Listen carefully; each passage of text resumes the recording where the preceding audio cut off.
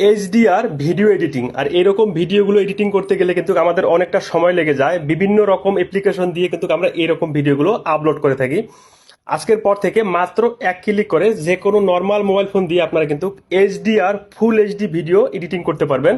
তো এই কাজটা করার জন্য আপনাদেরকে প্লে স্টোর থেকে ছোট্ট একটা পপুলার অ্যাপ্লিকেশন ডাউনলোড করতে হবে। এই যে অ্যাপ্লিকেশনটা, এটা অ্যাপ্লিকেশন কিন্তু খুবই অসাধারণ। এটার মাধ্যমে মাত্র এক ক্লিক করে আপনি কিন্তু ভিডিও এডিটিং করতে পারবেন।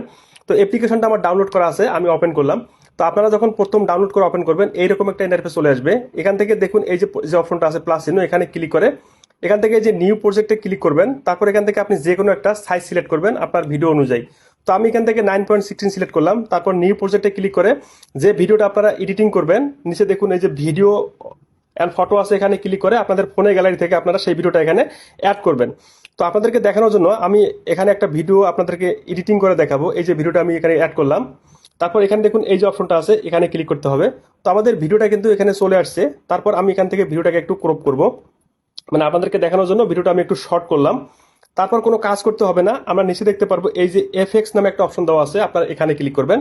এখান থেকে প্রথমে দেখুন এইচডিআর, অসাধারণ একটা ইফেক্টস। এখানে ক্লিক করার সঙ্গে সঙ্গে আমাদের ভিডিওটাতে কিন্তু এইচডিআর ইফেক্টটা যুক্ত হয়ে যাবে।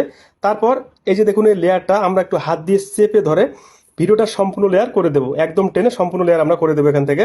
তারপর আমাদের আর কোনো কাজ করতে হবে না, আমাদের ভিডিওটা কিন্তু একদম রেডি, এইচডিআরতে কনভার্ট হয়ে গেছে।